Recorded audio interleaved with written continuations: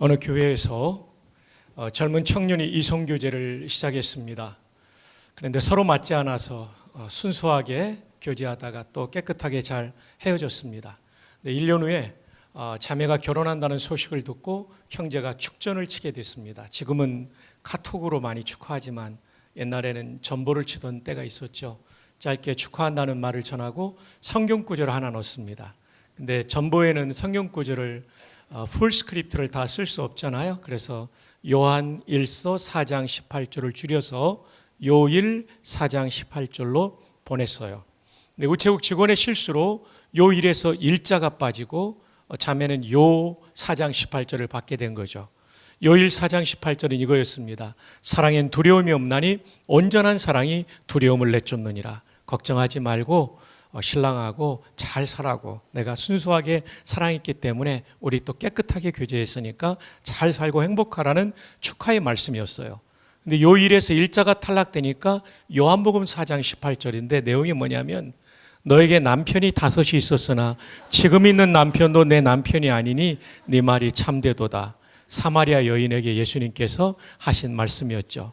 글자 하나의 탈락이 엄청난 문제를 일으켰던 거죠. 일반적으로는 글자 하나의 탈락이 큰 문제를 일으키지 않습니다. 그러나 때로는 글자 하나조차도 중요할 때가 있죠. 제가 오늘 여러분과 나누게 될 복음이 글자 하나조차도 중요한 기독교의 핵심 진리가 되겠습니다. 자, 우리 PPT를 보시겠는데요. 오늘 말씀의 제목을 함께 읽어볼까요? 다시 알려야 할 복음. 이 복음이 얼마나 중요한지 다시 알려야 된다는 거죠. 그만큼 중요한 겁니다. 이것은 오늘 본문 1절에서 제목이 나왔는데요. 고린도 교회들에게, 교회 성도들에게 이렇게 말합니다. 내가 너에게 전한 복음을 이미 전한 겁니다. 네, 너에게 알게 하노니, 이게 부사가 빠졌다면 다시라는 부사가 빠졌을 거예요. 그래서 다시 알려야 할 복음이라고 제목을 삼았습니다. 그럼 복음의 뜻은 무엇일까요? 한자로 복복자의 소식 음자입니다. 복된 소식.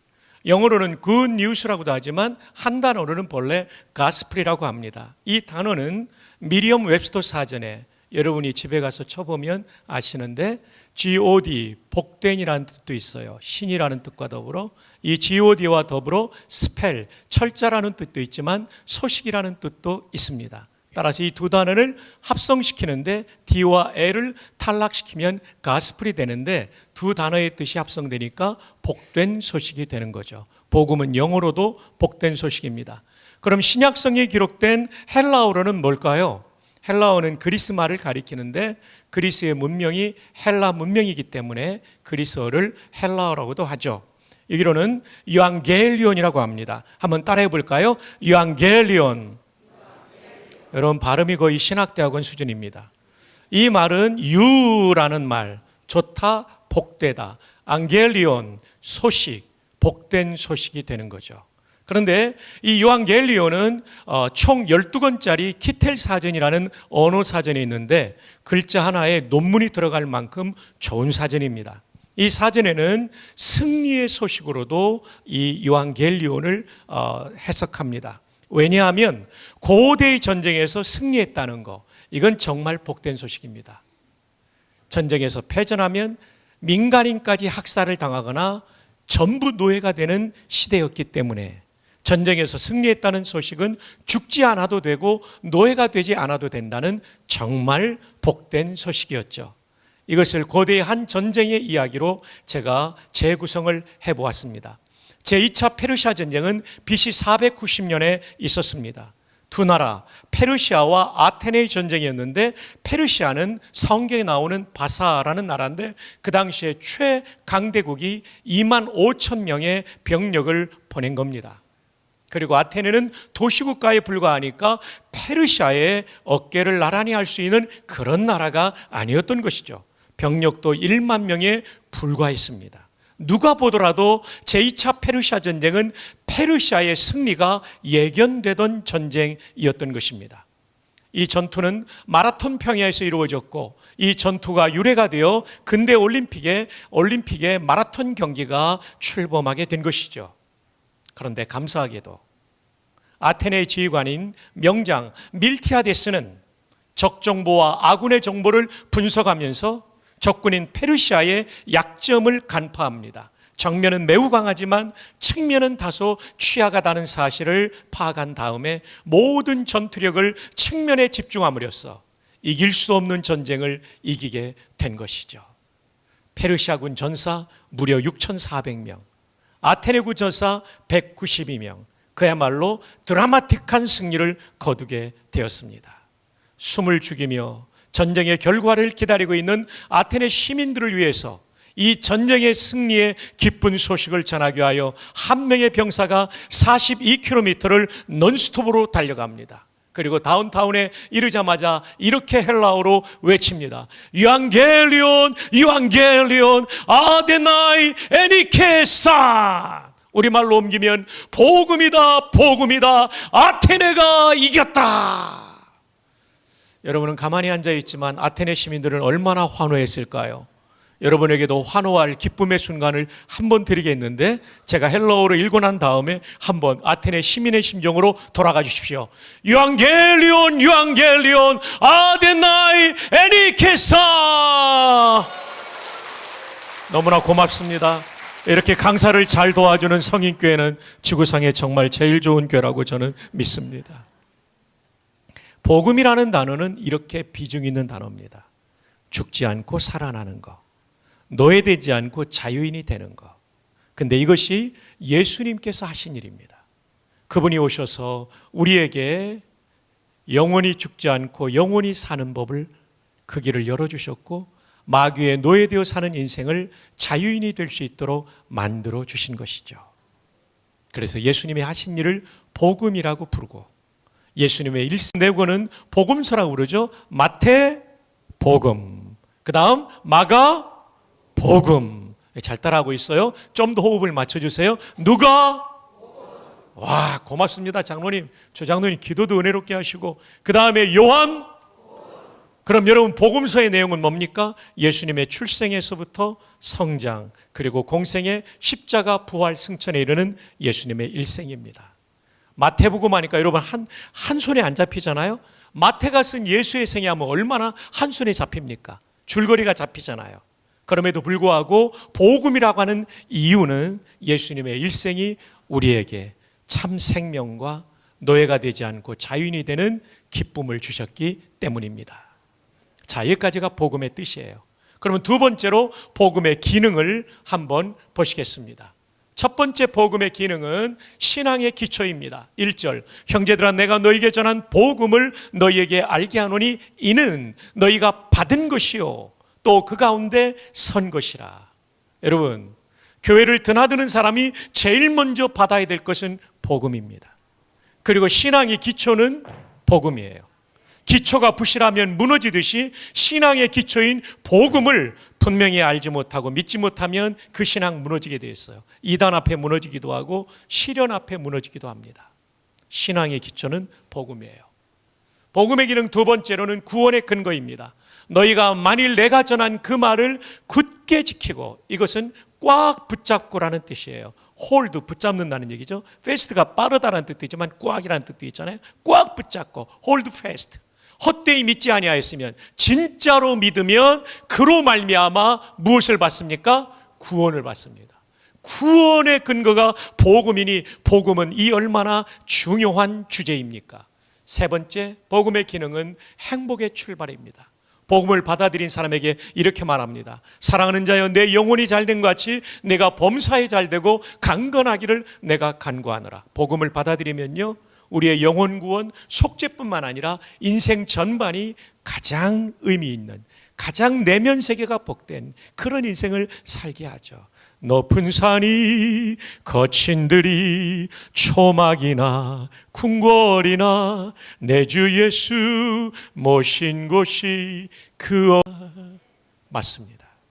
내 주 예수 모시고 살면 경제적으로 부유하지 않을 수도 있고 사회적으로 높은 지위를 차지하지 못할 수 있지만, 그러나 인생의 진정한 행복을 누리게 되는 것이죠. 여러분, 100년 전에 평양북도 정주 근처에, 선천 근처에 곽부라는 마을에 무당이 한 분 살았어요. 이 무당이 말이죠, 어느 날 자기 집 앞에 이렇게 앉아 있는데 예수 믿는 사람들이 지나가면서 전도하는 거예요. 어이 백무당, 자식들 망하게 하는 짓 그만두고 예수 믿고 천당 가시오. 무당이 전도받으니까 기분이 굉장히 안 좋았겠죠. 소리를 치며 야 이놈들아, 천당이든 백당이든 너나 가라. 그래서 쫓아버렸는데 세상에 잠을 자는데 이 소리가 계속 들려오는 거예요. 어이 백무당, 자식들 망하게 하는 짓 그만두고 예수 믿고 천당 가시오. 그래가지고 이분이 주일날 교회를 갔어요. 담임 목사님이 선교사님이셨어요. 100년 전이니까. 맥퀸 선교사님, 우리말로 윤산원 선교사님인데, 이 백무당의 집이 다 예수 믿고 구원받았는데 그 집의 아들이 아주 청명했어요. 성경을 가르치면 잘 이해하고 요리문답을 가르치면, 또 여러분 요리문답이라고 하니까 중화요리를 떠올리면 안 됩니다. 중요할 요자에 이칠이자입니다. 중화요리할 때 요자는 재료 요자를 쓰잖아요. 예. 요리문답은 중요한 교리를 문답 형태로 가르치는 소요리 문답 107문항이 되죠. 이걸 외우는 거예요. 참 감탄을 했어요. 그리고 어느 날 신방 가면서 장작을 패라고 했는데 그냥 얼마 정도 하다가 그만둘 줄 알았는데 해 떨어져 가지고 늦게 신방을 그날따라 마치고 돌아오는데 장작 패는 소리가 들리는 거예요. 선교사님이 감동을 받습니다. 그래가지고 이 아들을 그 옛날에 미국 유학을 보냅니다. 근데 이 아들이 1927년도에 예일대학교에서 박사학위를 받습니다. 놀라야 될 때 안 놀라면 제가 놀라게 됩니다. 지금도 예일대에서 박사 받는 거 힘듭니다. 100년 전에 받은 거예요. 27년도에. 그리고 귀국에서 연희전문학교에서 교수로 강의를 하고 6.25 때는 교육부 장관, 그 당시에는 문교부 장관이라고 불렀죠. 문교부 장관이 되고, 그리고 이 무당의 아들이 말이죠, 군목제도를 만드는데 1950년도에 대통령을 설득해서 51년 2월 7일 군목제도가 창설되는데 큰 역할을 한경직 목사님과 함께하고, 그리고 이분이 1957년도에 연희대학교와 세브란스대가 합쳐져서 지금의 신촌 연세대학교가 될 때 초대 총장이 됩니다. 이분이 누군지 한번 보시겠습니다. 연세대학교 중앙도서관 앞에 있는 용재 백낙준 박사이시죠. 무당의 아들이 이렇게 의미 있게 쓰임받는 거죠. 이런 얘기를 들으면 여러분 가운데는 목사님 저는 아직도 예수 믿고 변화가 없어요. 내 삶이 행복하지 않아요. 그렇게 보면 안 돼요. 저도 초등학교 3학년 겨울방학 10살 때 아버님이 돌아가셨어요. 집은 가난했고 저는 외아들이고 아무데도 기댈 것이 없었던 사람이었어요. 근데 40년 50년이 지나니 만들어주시는 거죠. 여러분의 자녀들, 때로는 여러분의 다음 세대에 하나님께서 이런 은혜를 부어주실 것입니다. 자, 행복의 출발이에요. 그러면 복음의 내용은 무엇일까요? 첫 번째 복음의 내용은 십자가입니다. 3절을 함께 읽어볼까요? 시작. 내가 받은 것을 먼저 너희에게 전하였노니 이는 성경대로 그리스도께서 우리 죄를 위하여 죽으시고, 성경대로가 중요해요. 이때의 성경은 고린도전서를 쓸 때는 신약이 완성되지 않았으므로 구약 성경을 가리키죠. 여기서 성경대로는 구약 성경 예언대로 우리를 구원하시려는 하나님의 계획을 따라 예수님께서 십자가에 죽으심으로 우리는 속죄받고 구원받는 길이 열렸죠. 그래서 십자가가 복음입니다. 십자가가 복음인 이유는 십자가만이 우리 죄를 속죄하기 때문입니다. 여러분, 이것을 좀 더 잘 설명하기 위해서는 구약의 속죄 제사를 이해해야 됩니다. 구약의 성도가 죄를 지었을 때 하나님 앞에 용서받기 위해서는 양 한 마리를 끌고 갔어야 돼요. 청중 가운데 한 분을 모시도록 하겠습니다. 우리 검정티 입고 계시는 안경순 형제, 저를 잠깐 도와주실래요? 너무 고맙습니다. 이쪽으로 나오십시오. 혹시 휴가 나오셨어요? 머리가 짧으셔서 현역 군인인 줄 알았습니다. 가끔 제사장 앞에 갈 때, 성전 갈 때 이렇게 잘생긴 양 한 마리를 끌고 가게 돼 있었어요. 양처럼 이렇게 한번 해주실래요? 예. 1번이 뭐냐면 두 손을 포개서 양의 머리에 얹고 회개 기도하는 겁니다. 하나님, 저의 이 죄는 하나님의 심판을 받아 마땅하지만 저를 용서하기 위하여 속죄 제물을 양으로 받기로 하셨습니다. 하나님의 언약을 믿고 회개하오니 저의 죄를 용서해 주십시오 라고 회개 기도하면 박성규의 죄가 양에게로 옮겨가요. 이게 1번이에요. 2번은 뭐냐면 양을 잡습니다. 아버님 좀 양해해 주세요. 목을 치고 다리를 치고 조각을 냅니다. 이제는 쓰러져야 됩니다. 죽었으니까. 그렇게 쓰러지면 너무 얌전하죠. 확 쓰러지세요. 네. 2번, 저 대신 죽임당한 거예요. 심판받은 거예요.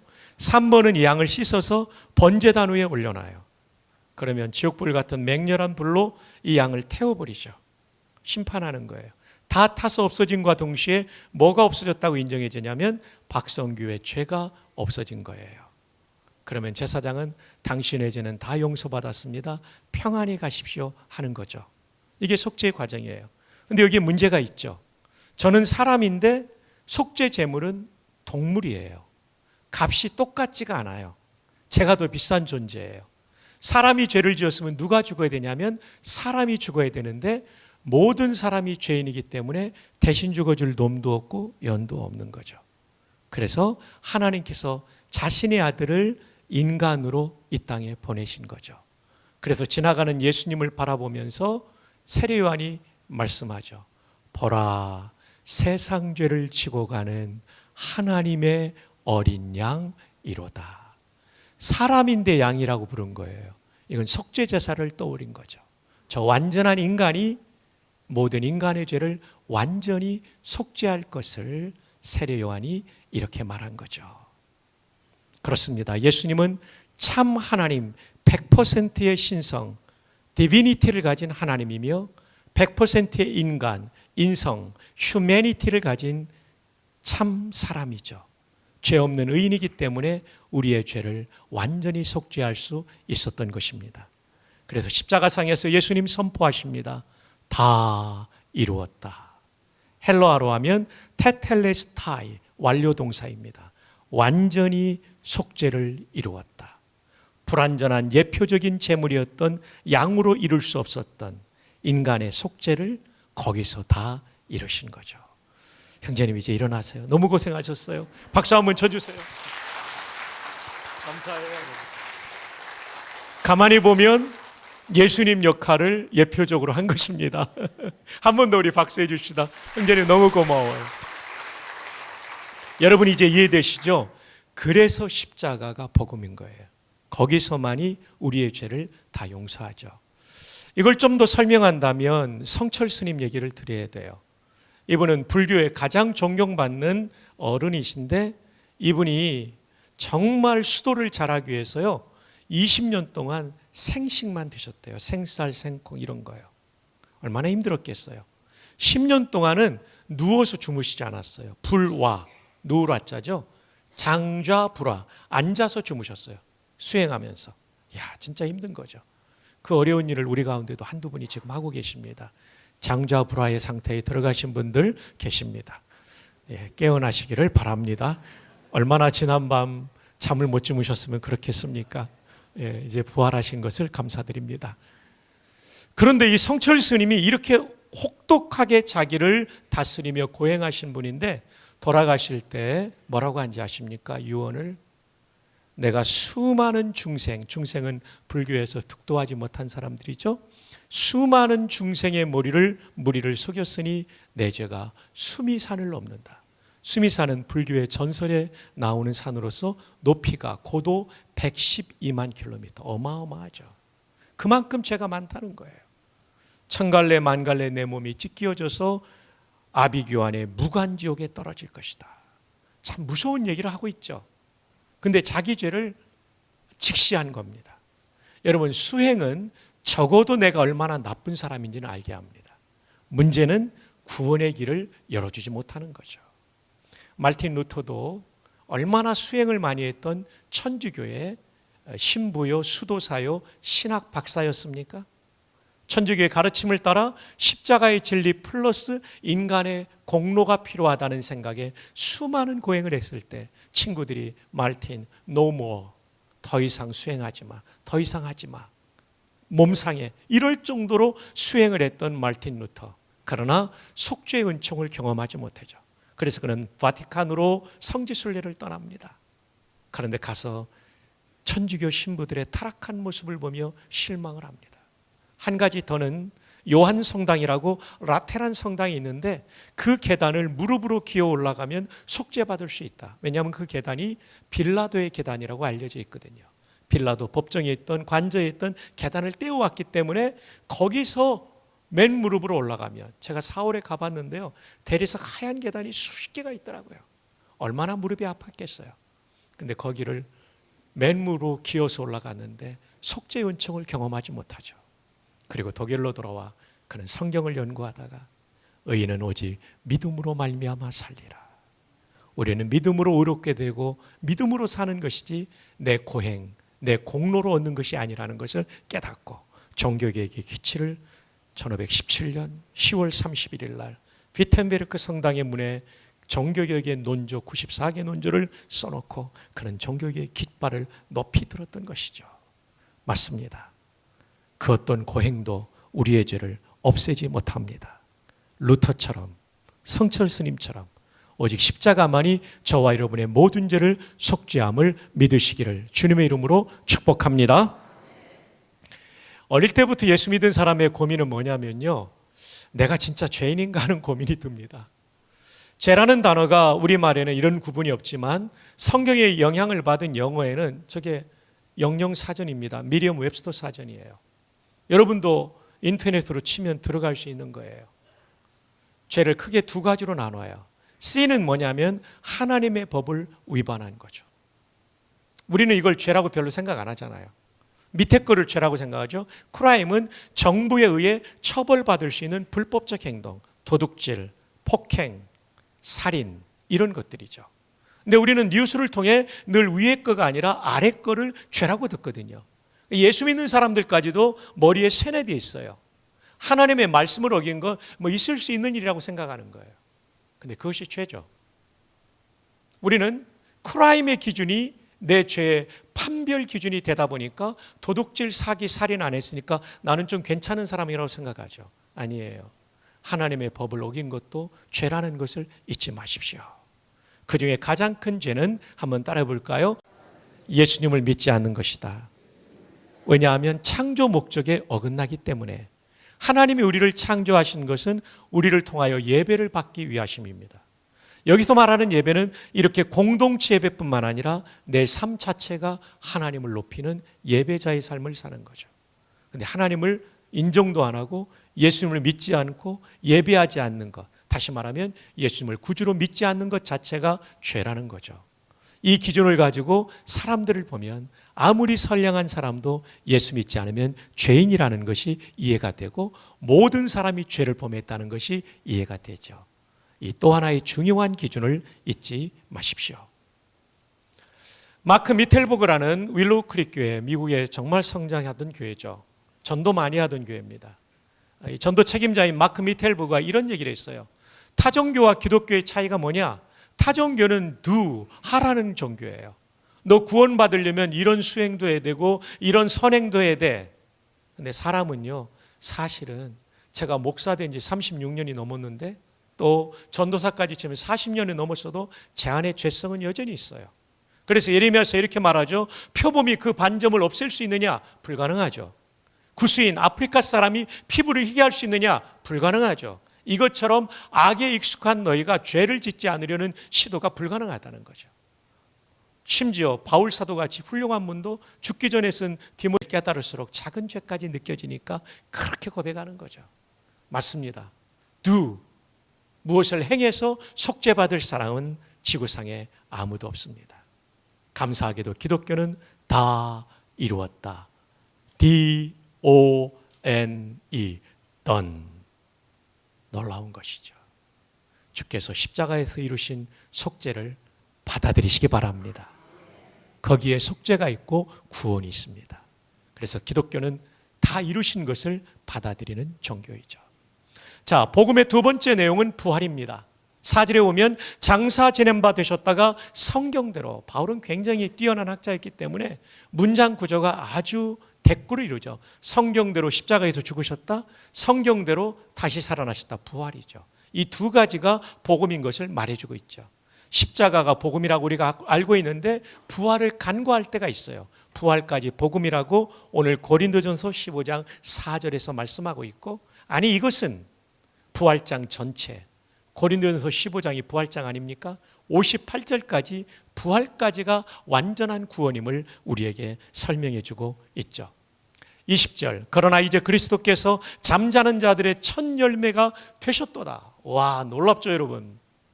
여러분, 가을에 사과나무에 사과 열매 하나가 맺히면 그 뒤에 수없는 사과가 맺힐 것을 예고해 주는 것처럼, 예수님의 부활은 예수님만의 부활이 아니라 수없는 성도들의 영광의 부활을 예고하고 있는 것입니다.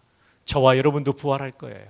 보라, 내가 너희에게 비밀을 말하노니 우리가 다 잠잘 것이 아니요 마지막 나팔에, 이 마지막 나팔은 역사의 마지막 날 예수님의 재림을 알리는 그 나팔, 트럼펫 소리와 함께 순식간에 다 변화될 것이라고 말씀합니다. 나팔 소리가 나며 죽은 자들이 썩지 아니할 것으로 다시 살아나고 우리도 변화되리라. 부활과 변화를 설명하고 있어요. 부활은 죽은 자가 다시 살아나는 거라면, 변화는 예수님 재림할 때까지 살아있는 사람은 죽었던 사람이 아니라 부활의 몸과 똑같은 상태로 변화된다는 겁니다. 지금 예수님 재림하시면 우리는 부활입니까? 변화입니까? 변화죠. 변화. 와우, 너무 좋죠. 42절, 썩을 것으로 심고 썩지 아니할 것으로 다시 살아나고. 지금 우리의 몸은 썩을 몸입니다. 근데 부활할 때의 몸은 영원히 썩지 않은, 영원히 사는 몸으로 우리는 다시 살아날 것입니다. 욕된 것으로 심고 영광스러운 것으로 다시 살아나며, 약한 것으로 심고 강한 것으로 다시 살아나며. 와, 여러분 얼마나 좋아요. 지금 우리 몸에 약한 데가 다 있잖아요. 아픈 데도 있잖아요. 근데 부활의 몸은 병들지 않는 몸, 약하지 않은 몸을 입게 될 것입니다. 흰머리 소녀들이요, 그때는 염색 걱정을 안 해도 된답니다. 식 걱정 안 해도 됩니다. 여러분의 머리가 다 멋있게 날 거예요. 웨스트민스터 신앙고백서에 분명히 말하기를, 우리가 우리 자신으로 부활하는데 가장 완벽한 몸으로, 가장 멋진 몸으로, 여성들은 가장 예쁜 몸으로 부활하는 거예요. 와우, 와우, 너무 감사하지 않습니까? 그죠? 예. 보톡스 안 맞아도 됩니다. 살 빠지고 얼굴에 주름이 있다고 그래서 보톡스 안 맞아도 됩니다. 여러분 그때는 뭐 헤어 케어 안 해도 되고 피부 케어 안 해도 되고, 정말 여러분 멋진 분들이 될 거예요. 우리 모두가 놀랄 거예요. 아니 본래 이렇게 예쁘셨습니까? 이렇게 하는 날이 올 거예요. 그죠? 은사님, 와, 고개를 끄덕이셨습니다. 그죠? 그렇게 멋지실 거예요. 우리 집사님, 장로님들. 이 부활의 몸을 말하고 있죠. 그런데 여기서 또 하나 중요한 것은 바로 이것이에요. 욕된 것으로 심고 영광스러운 것으로 다시 살아나며. 자막을 한 번만 더 띄워주십시오. 욕된 것으로 심고 영광스러운 것으로 다시 살아나며. 사실 이것이 저희가 가장 기대하는 바예요. 우리는 예수님을 믿고 그 믿음으로 구원을 받았지만 우리 안에는 역시 죄성이 있잖아요. 목사인 저도 이 정도 목회했으면 완전히 뛰어넘어야 되잖아요. 아니에요. 죄성이 있어요. 그래서 말틴 루터의 유명한 말이 있죠. 의인인 동시에 죄인. 중요한 문장이니까 따라합시다. 의인인 동시에 죄인. 이게 성도에는 아직도 죄성을 가지고 있죠. 바울 사도도 말한 것처럼. 제가 군모 갈 때요, 부산에서 이단과 마주쳤어요. 제가 바울 사도가 내가 죄인 중에 괴순이라는 말씀을 딱 전하면서 구원파 이단을 제가 딱 공격했더니, 그거는 과거형이죠. 이야, 저한테 제대로 걸렸어요. 제가 마침 헬라어 성경을 가지고 있었거든요. 에고, 에이미, 호, 프로토스, 톤, 하마로, 톨스, 원문을 제가 딱 설명했어요. 에고, 에이미는 현재형입니다. 바울이 옛날에 죄인이었다. 구원파는 구원받을 때 모든 죄가 용서받으니까 지금 죄를 지어도 죄가 없다라고 말하는데, 그게 아니다. 바울이 지금 이렇게 말하고 있다. 이거 현재 동사다. 영어 성경만 봐도 알 수 있는 걸 헬라어까지는 당신한테 기대하지 않는다. 그분이 그냥 사라지더라고요. 여러분 무슨 얘기입니까? 구원받은 성도, 목사, 심지어 바울 사도까지도 죄성이 이 땅에 사는 동안 없어지지 않습니다. 물론 옛날보다 제가 많이 거룩해졌어요. 그러나 여전히 죄성이 있다는 거예요. 욕된 몸이에요. 근데 부활할 몸은 영광의 몸이 되는 거예요. 성화가 완성된 걸 영화라고 그러거든요. 완전히 영광스러운 몸으로 바뀌는 거예요. 할렐루야. 그때는 미움도 질투도 또 엉뚱한 생각도 안 하게 될 거예요. 야, 우리 그때 만나면 통성명도 하고 잘 지냅시다. 아니 이렇게 거룩해지시다니, 와 사람 됐네요, 뭐 이런 얘기를 우리가 하게 될 거예요. The glorious body, 영광스러운 몸을 우리가 입게 될 거예요. 주님 다시 오시는 재림을 사모하는 이유가 우리의 구원의 완성, 우리의 몸까지 다시 살아날 뿐 아니라 완전한 몸일 뿐만 아니라 우리의 인격 전체가 성화의 완성인 영화를 누리게 되기 때문입니다. 우리 모두 재림을 사모합시다. 자, 또 봅시다. 여러분, 이어령 박사님에게 제가 복음을 전한 적이 있었어요. 한국인의 지성인 아닙니까? 최근에 돌아가셨죠. 그 따님이 LA의 변호사였는데요, 제가 다니던 교회 집사님이었어요. 어느 날 복음을 전해달라고 그래서 부모님 왔다고 그래서 오셨다고 그래서 세리토스라는 지역에 아주 예쁜 집에 사는 이민아 집사님 때 갔더니 이어령 박사님과 부인 강 박사님이 함께 앉아 계셨어요. 떨리는 마음으로 기도하고 흰 레러 용지에 흰색 용지에 제가 다리를 그려 복음을 전했어요. 정말 잘 들으시더라고요. 너무 기뻤어요. 전하면서도. 마지막 순간에 박사님 예수님을 구주로 영접하시겠습니까? 그랬더니 보통 사람들은 영접하지 않을 때 저 다음에 할래요 이러는데, 문학자이시다 보니까 굉장히 문학적인 표현을 하셨어요. 목사님 미안합니다. 낮은 중저음으로 아직은 저항감이 있네요. 진짜 멋진 표현이더라고요. 아직은 저항감이 있네요. 찬양대 그렇지 않습니까? 아직은 저항감이 있네요. 그래서 그분에게 그러면 이거는 마음이 원하실 때 하셔야 되기 때문에 제가 축복기도 해드리겠습니다. 축복기도 해드리고 헤어졌어요. 그리고 기억날 때마다 이어령 박사님의 구원을 위해 기도했는데, 그로부터 수년 후에 하용조 목사님을 통해서 예수님을 구주로 믿고 세례까지 했는데, 이분이 진짜 예수님 잘 믿었을까 궁금했는데, 이분이 예수님 믿고 쓴 책이 지성에서 영성으로입니다. 또 어느 무신론자의 기도, 이런 책이 있는데 지성을 일평생 추구했는데 그 위에가 영성이라는 걸 깨달은 거예요. 평생 논어 동양인의 지혜서를 붙잡던 분이 성경을 붙잡고 쓴 책이에요. 이 책의 151쪽에 그분이 복음을 얼마나 잘 이해했는지를 보여주는 문장이 나옵니다. 딸 미나로 인해 하나님을 만나게 되었지만, 그렇다고 딸이 실명 위기에서 치료된 것 때문에 기독교를 받아들인 것은 아닙니다. 그런 기적은 목적이 아닙니다. 지금 하나님께서 병을 고치셔도 언젠가는 누구나 죽게 됩니다. 그러므로 지상의 진짜 기적은 단 하나, 부활과 영원한 생명뿐입니다. 저도 아멘 했어요. 책 읽으면서. 하나님 정말 감사합니다. 이분이 예수님 제대로 믿으셨군요. 제 아내도 몸이 아프고 또 우리 성도들 가운데 몸이 아프고 또 치료를 사모합니다.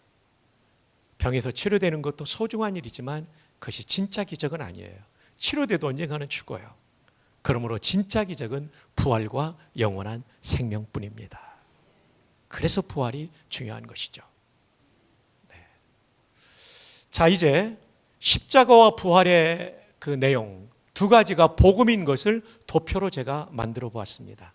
이것은 기말고사에 나올 수 있기 때문에 여러분들께서 잘 이렇게 기억하시면 좋겠고요. 쓰기는 좀 복잡하니까 스마트폰으로 찍으시면 좋겠습니다. 인생에 정말 피할 수 없는 순간은 죽음입니다. 저도 죽고 여러분도 죽어요. 아멘 안 해도 다 죽어요. 근데 우리는 보통 죽음을 없어지는 것, 소멸되는 거로 생각하는데 성경은 죽음을 그렇게 설명하지 않아요. 죽음을 분리라고 설명해요. 타나토스. 여기서 죽음학이라는 학문이 나오죠. 타나톨로지. 로지가 학문의 뜻이니까요. 헬라어로 로고스인데요. 타나톨로지가 나오는데 이 타나토스의 원래 뜻은 분리래요. 맞습니다. 우리가 죽을 때 영혼과 육신이 분리가 돼요. 그래서 예수님도 요한복음 19장 분리되었다는 얘기죠. 우리 부모님들도 영혼이 떠나가신 거예요. 몸만 남은 거죠. 영혼과 육신으로 분리되는 게 육신의 죽음이에요. 육신은 여러 경로를 통해서 분해가 됩니다. 걱정하지 말아요. 그런데 부활의 때 창조의 능력으로 완전한 몸으로 살리시는 거죠. 영혼은 즉시 둘 중에 한 군데만 가게 됩니다. 그것이 바로 십자가의 은혜를 믿은 사람, 속죄받은 사람은 죽자마자 천국 갑니다. 십자가상의 강도가 말하죠. 예수여 당신의 나라에 임할 때 나를 기억하소서. 굉장한 고백이에요. 당신의 나라는 그 나라의 왕이 예수님이라는 거죠. 왕은 유대 개념의 메시아 개념이 있기 때문에 짧은 문장 속에 예수님을 메시아로 고백한 거죠. 그러니까 예수님께서 즉시 답하십니다. 네가 오늘, 언제라고요? today 나와 함께 낙원, 낙원은 천국에 대한 다른 표현입니다. 나와 함께 낙원의 천국에 있으리라. 예수님 가시는 곳이 천국이니까요. 오늘이라고 말씀해 주고 있는 거죠. 오늘, 내일 가는 게 아니에요. 구천을 떠돌다 가는 게 아니에요. 죽자마자 오늘 가는 것입니다. 여기서 여러분이 두 가지를 기억하셔야 돼요. 천주교의 연옥교리는 비성경적이다. 연옥은 예수를 믿어도 신앙이 부족하면 거기서 연단받고 정화, 만약에 연옥이 있다면 십자가상의 강도가 연옥부터 가야 됩니다. 이 사람은 믿은 지 얼마 안 됐거든요. 맞잖아요. 이해가 되시면 한번 고개를 끄덕여 보세요. 와, 감사합니다. 연옥 없어요. 이건 사람들이 만든 거예요. 죽자마자 천국 갑니다. 여러분도 십자가를 믿으셨다면 죽자마자 천국 갑니다. 자, 그 다음에는 믿지 않는 사람, 속죄받지 못한 사람은 지옥으로 떨어지게 돼 있는 거죠. 지옥으로요. 자기 죄를 짊어지고 떨어지는 거예요. 한 번 가면 돌아오지 못합니다. 그래서 거지 나사로와 부자의 비유에도 보면 자기 고향에 가서 형제들 전도 안 나니까 안 된다. 거기 성경 말씀이 있기 때문에 말씀 통해 믿어야 돼. 거부당했죠. 한 번 가면 못 오는 데예요. 그러니까 여러분, 조상 제사를 드리면 조상님이 제사를 받을 수 있을까요? 없을까요? 없어요. 그럼 귀신은 뭡니까? 동양 사상은 죽은 자의 영혼이 귀신인데 성경은 요한계시록 12장 8절 9절에 보면 죽은 자의 영혼이 아니라 타락한 천사들이에요. 그래서 조상 제사를 드리면 안 되죠. 제가 이것을 어느 큰 교회에서 전했더니 재벌의 며느리가 예수님을 믿었어요. 이분이 둘째 며느리인데 첫째 며느리가 예수를 믿기 때문에 제사를 안 지내가지고 본래 제사, 조상 제사 제대로 지내려면 5대조 할아버지 할머니까지 해야 되니까 10분이에요. 그러니까 1년 내내 제사를 지내야 되는데 형님이 안 하고 예수 믿기 때문에 안 한다니까 나한테 와가지고 내가 고생을 하니까 이 둘째 며느리가 예수 믿는 사람들에 대한 아주 안 좋은 생각을 갖고 있었어요. 근데 위층에 사는 그 교회 장로님이 초청해가지고 전도 집회 왔는데 이걸 딱 듣고 보니까 아, 형님이 그래서 제사를 거부했구나. 돌아가신 분이 오는 게 아니라 타락한 천사들이 사람의 제사를 통해서 사람의 숭배를 받으려고 하는구나. 이걸 깨닫고는 이분이 그 자리에서 예수를 믿었어요. 오늘 이 자리에도 이번 추석 때 제사 지내려고 제사상 준비하는 분 있죠? 좋은 말 할 때 하지 마시기 바랍니다. 조상 제사는 귀신과 교제하는 거예요. 조상님을 공경한다면 예배를 드리고 그분들의 아름다운 덕을 기리면 되는 거예요. 아셨죠? 예, 그리고 또 여러분이 둘째나 셋째인데 큰형님이 꼭 해야 된다고 하면은 절하지 마시고 대신 돈은 더 내고 설거지는 더 하고 인간적인 도리는 다 하되 신앙적인 타협은 있을 수 없는 것이죠.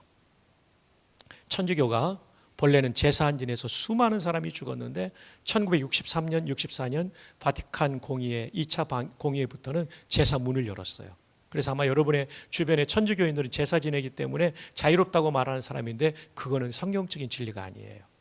사람은 죽자마자 천국 아니면 지옥 가고 제사상 받을 수 없어요. 만약에 받으신다면 1년에 한두 번 하면 안 되고 매일 해야 되는 거죠. 예. 자, 계속해서 도표를 보십시다. 네. 아, 방송실이 너무 잘하고 있는데 박수 한번 해드립시다. 와, 너무 잘해요. 네, 지금 상태는 중간기라고 불러요. 왜냐하면 영혼만 가 있고 육신이 안 가 있잖아요. 두 번째로는 들어가야 될 사람이 아직 다 안 들어갔어요. 우리가 아직 천국 안 갔잖아요. 그래서 중간기라고 불러요. 중요한 순간은 재림, the second coming이에요. first coming은 2000년 전에 유대 땅에, second coming은 인류 전체가 볼 수 있도록 오시는 거죠. 재림 때에 부활이 이루어집니다. 그래서 우리가 분해되었던 몸이 재창조의 능력으로, 그것도 욕되지 않은 영광의 몸으로, 다시 죽지 않는 몸, 병들지 않는 몸으로 완전히 우리를 부활시켜서 있던 영혼과 연합이 돼서 영생을 누리게 되는데, 최후 심판을 통해 우리는 다 속죄받았기 때문에 상급이 결정돼서 천국에서 영생을 누리고, 믿지 않는 사람들은 죄의 양에 따라 형벌이 결정돼서 지옥에서 영원한 시간을 보내는 거죠. 우리가 가을에 전도 집회하는 이유가 뭡니까? 내 가족과 친구들 지옥 안 가게 하려고 하는 겁니다. 정말 이건 중요합니다. 그리고 이 땅에 살면서도 천국의 예고편을 경험하는 것, 영생을 맛보는 거라고 표현할 수 있죠. 그것 때문에 우리가 전도해야 하는 것이죠. 자, 다 말씀드렸습니다. 이제 사진 찍을 분들 찍으시고 제가 좀 옆으로 비껴나 있겠습니다. 기말고사 때 나온다고 그랬는데 그냥 조크고요. 제가 여러분을 괴롭힐 사람이 아닙니다. 네. 더 비키라고 찬양대에서 그렇습니다. 이 도표를 보면 십자가와 부활이 복음이라는 게 명료하죠. 십자가 때문에 지금 죽어도 우리 천국 가는 거예요. 아멘. 부활 때문에 예수님 재림하실 때 우리가 영광의 몸, 완전한 몸을 입기 때문에 부활까지가 복음이고, 이것을 가르쳐주고 있는 것이 우리가 오늘 읽은 본문 4절 이하가 되는 거예요. 그래서 여러분, 이런 종합적인 이해를 가지셔야 되고요. 로마서 8장도 몸의 속량이라는 단어가 나오는데 이것이 부활을 가리켜요. 몸까지 구원받는다는 뜻이죠. 속량이 구원을 의미하니까. 생각해 보세요. 영혼만 구원받으면 몸은 어떻게 돼요? 완전한 인간이 아니잖아요. 몸까지 구원받아야 완전한 구원이 된다는 걸 기억해 주시기를 바랍니다. 자, 이제 시간상 넘어가고요. 못 찍은 분은 찍은 분한테 전송 받아 주시기를 바랍니다. 자, 이제 마지막입니다. 그러면 이 복음에 합당한 삶을 살아야 되는가? 첫 번째는 복음을 받아들이는 거예요. 아직 이 복음을 나를 위한 구원의 진리로 믿지 않았다면 믿고 예수님을 구주로 마음에 모셔드리는 겁니다. 두 번째로는요, 구원을 확신해야 돼요. 복음을 믿은 사람 구원 받은 거거든요. 확신해야 돼요. 여러분 아시다시피 아까 4절에 2절에 이 복음을 믿음으로 말미암아 구원받는다고 돼 있잖아요. 여러분 복음을 믿었으면 구원 받은 거예요. 하나님은 약속에 신실한 분이니까 성경 약속을 받아들이는 게 믿음이에요. 또 요한복음 3장 16절도 한번 보겠는데요. 함께 암송합시다. 시작. 하나님이 세상을 이처럼 사랑하사 독생자를 주셨으니 이는 그를 뭐하는 자마다 믿는 자마다 멸망하지 않고 영생을 얻게 하려 하심이라. 이는 그를 믿는 자마다, 그분의 십자가와 부활을 믿는 자마다 지옥에서 멸망하지 않고 천국에서 영생을 누리는 거죠. 근데 성도는 천국에서 영생을 완전히 누리지만 이곳에서도 맛보는 거죠. 부분적으로 누려요. 그것이 요한복음이 말해주고 있는 구원이에요. 우리는 죽어서만 영생을 누리는 게 아니라 이곳에도 맛보는 거죠. 내 주 예수 모신 곳이 그 어디나 하늘나라가 되는 거죠. 그래서 우리는 구원을 확신해야 됩니다. 여러분이 정말 예수님을 구주로 믿었다면 구원이 여러분에게 확실히 있음을 믿으시기를 바랍니다. 요한일서 5장 13절, 내가 하나님의 아들의 이름을 믿는 너희에게 이것을 쓰는 것은, 성경을 쓰는 것은 너희에게 영생이 있음을 알게 하려 함이라. 성경 기록의 목적이 구원의 확신이에요. 그래서 여러분 성경대로 믿고 확신하셔야 돼요. 그 유명한 영국의 로이드 존스 목사님이 그런 얘기를 했어요. 예수를 믿고 구원의 확신이 없어도 구원은 받는다.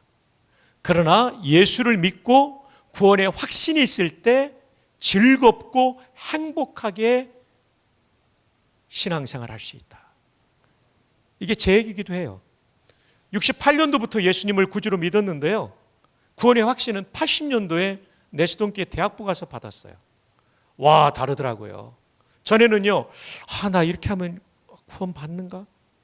내 삶이 엉망이 막 흔들리는 거예요. 근데 80년도에 성경에 근거해서 구원을 가르쳐 주니까 확신이 딱 되니까요, 어떤 느낌이 들었냐면요, 권사님, 지금 죽어도 좋다, 괜찮다, 또 하나 나 일생을 바치리라, 이게 되는 거예요. 그래서 구원의 확신은 능력 있는 그리스도인의 삶을 사는데 매우 중요한데 복잡한 거 없어요.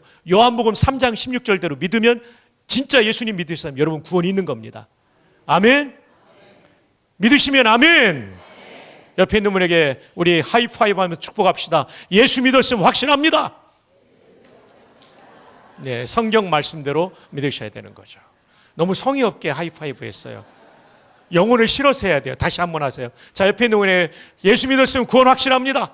자리 옮겨서요. 네, 감사합니다. 이제 영혼이 실렸어요. 여러분, 이제 이것을 좀 더 확신시켜드리기 위해서 구약의 6월절 이야기로 가겠습니다. 1400년 BC니까 지금으로부터 3400년 전의 사건입니다. 하나님께서 그 백성을 구원하기 위해서 파라오한테 얘기하는데 말을 안 들으니까 마지막 장자들 그리고 처음 난 동물들을 다 치셨잖아요. 살 수 있는 유일한 방법은 그 집을 상징하는 대문에 좌우 설주 기둥과 임방 위에 그 문틀의 가로막대기에 피를 바르게 했어요. 그러면 왜 문턱에는 안 발랐을까요? 저의 은사이신 김희보 박사님 돌아가셨는데 신대원 때 그러더라고요. 문턱에서 양을 잡았기 때문에 문턱도 피가 발라져 있고 좌우 임방 좌측 우측 기둥과 설주죠. 임방까지 다 피를 바르니까 문틀 전체가 도 프레임 전체가 피로 물들어 있다. 속죄양의 피로. 그 집은 건너뛰는 거죠. 심판의 천사가. 왜? 이미 심판이 치러졌기 때문에. 자, 그러면 우리 모두 3,400년 전으로 한번 시간여행을 떠나봅시다. 주일학교 살 때는 준비됐나요? 그러면 답하죠. 준비됐나요? 여러분 훌륭합니다. 떠납니다. 자, 떠납니다. 이집트의 거리를 지나가는데 한 집에 창문을 통하여 아빠와 아들의 이야기가 들려옵니다. 아빠, 오늘 히브리 하나님이 모든 처음 난 것을 치시는데 살려면 양의 피를 발라야 된다고 하는데 발랐나요? 아니, 아빠 어떻게 해요? 나 죽겠네. 아빠가 말합니다. 야 이놈아, 내가 이 이집트의 국방장관인데 누가 내 아들을 죽여? 살았을까요? 죽었을까요? 죽었죠.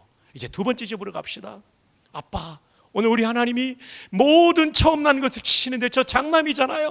속죄양의 피를 바르면 살려주는데 바르셨나요? 발랐지. 저 살겠네요. 글쎄다, 나도 그게 고민이다.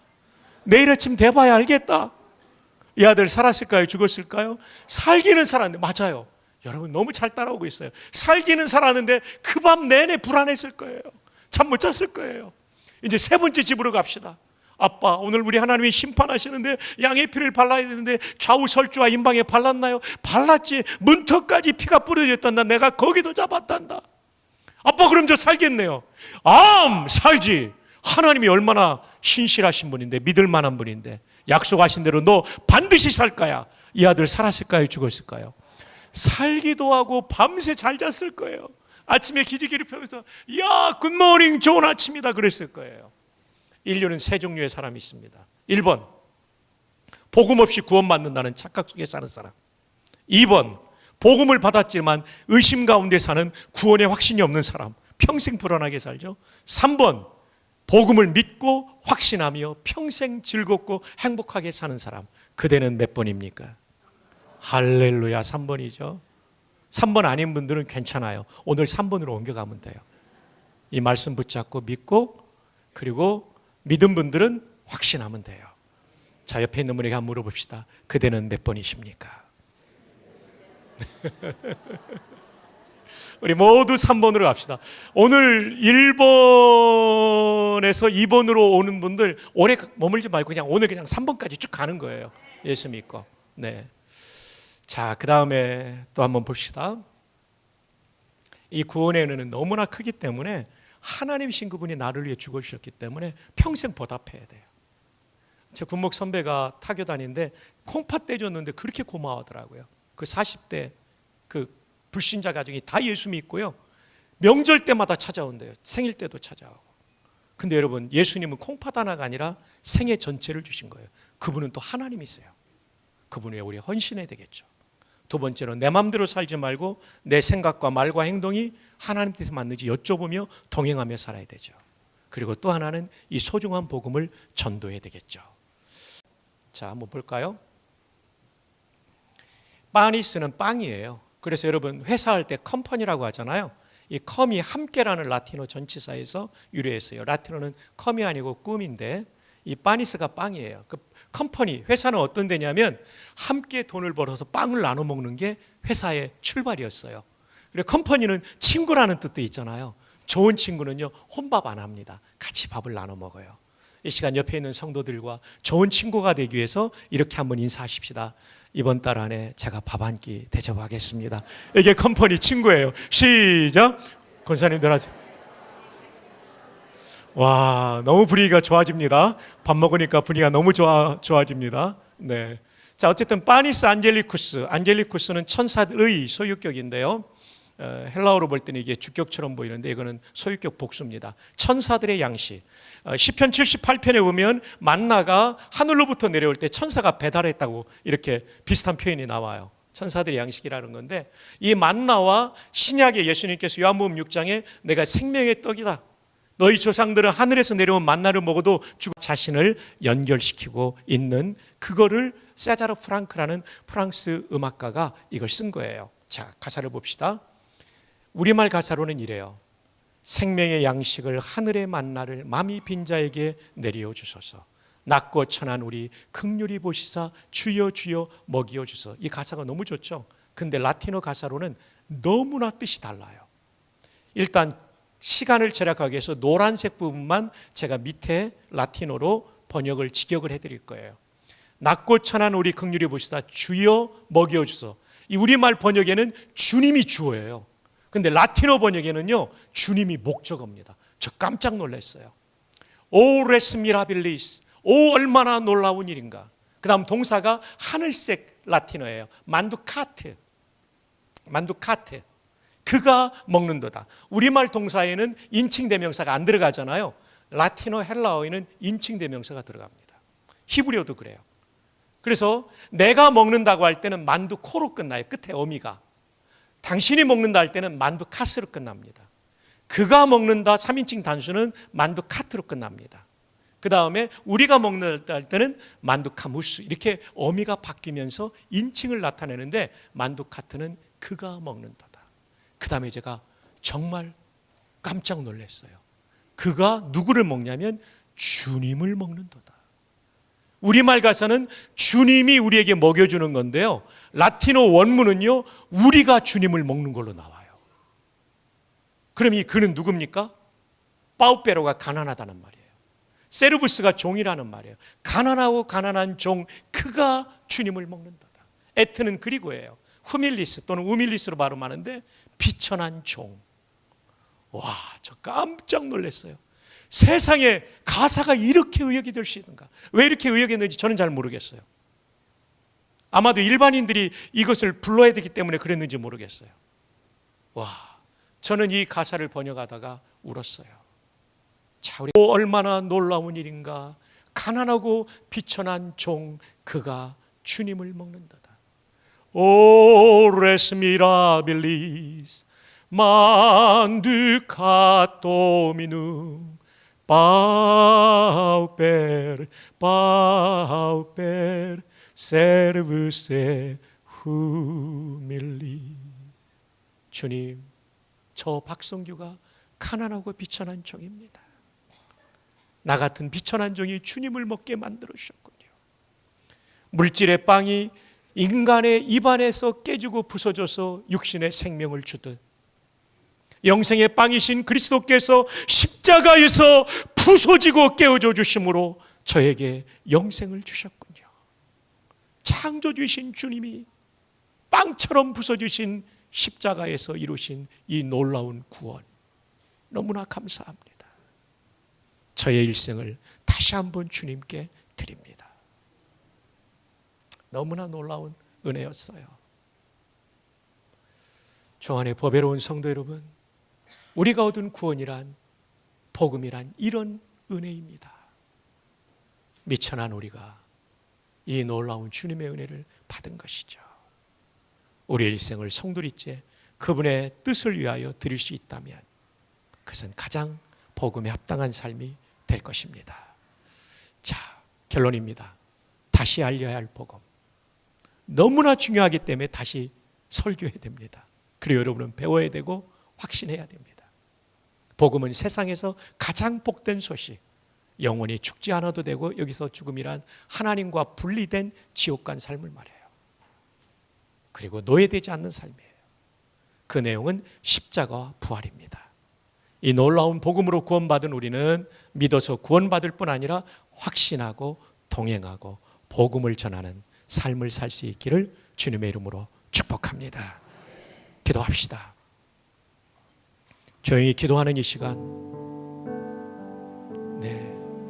연주를 조금 작은 소리로 해주십시오. 제가 들려드리는 이 말씀을 들어주십시오. 대다수의 성도님들이 이 복음을 이미 믿고 예수님을 구주로 믿으셨지만, 아직까지 예배당에는 오가시지만 이 복음을 받아들이지 않은 분이 있다면 오늘 이 복음을 꼭 받아들이기를 원합니다. 거기에 구원이 있고 여러분의 영생이 있습니다.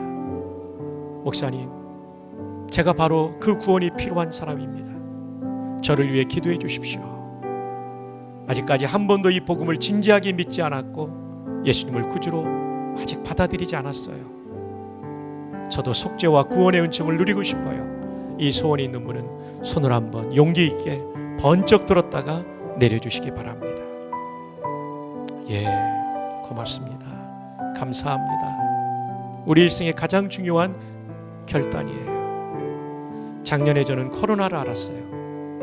가장 우려했던 것은 목소리가 망가지는 거였는데 가정의학과 원장 집사님이 주신 팍슬로비드라는 약을 먹고 깨끗이 나았어요. 여러분, 복음은 팍슬로비드보다 강력하게 우리의 죄 문제를 속죄하며 우리를 구원해 줍니다.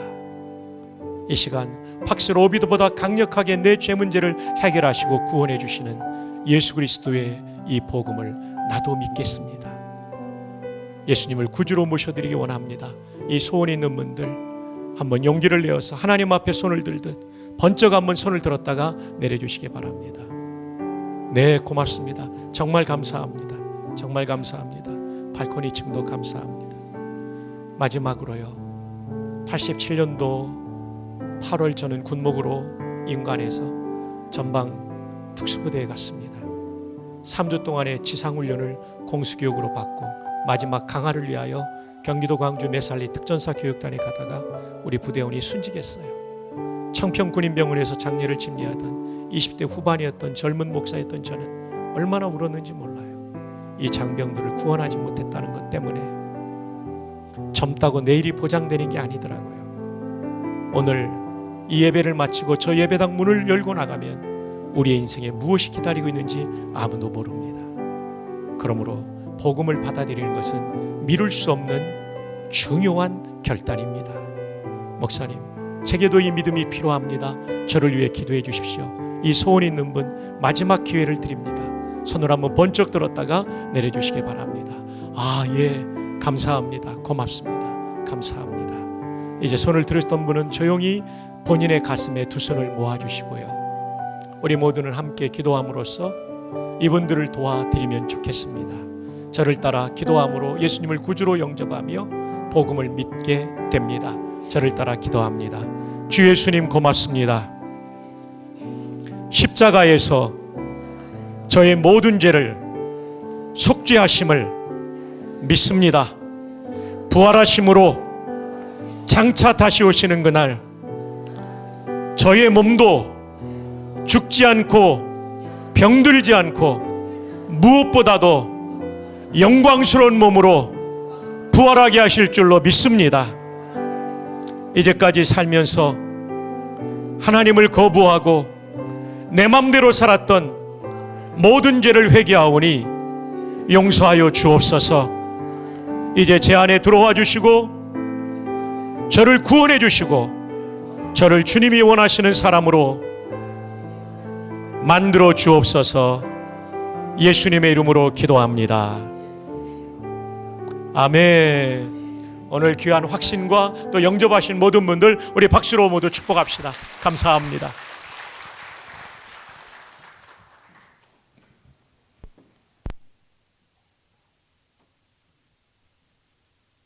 함께 찬송가 520장 찬송하시면서 준비한 예물 하나님께 올려드리겠습니다.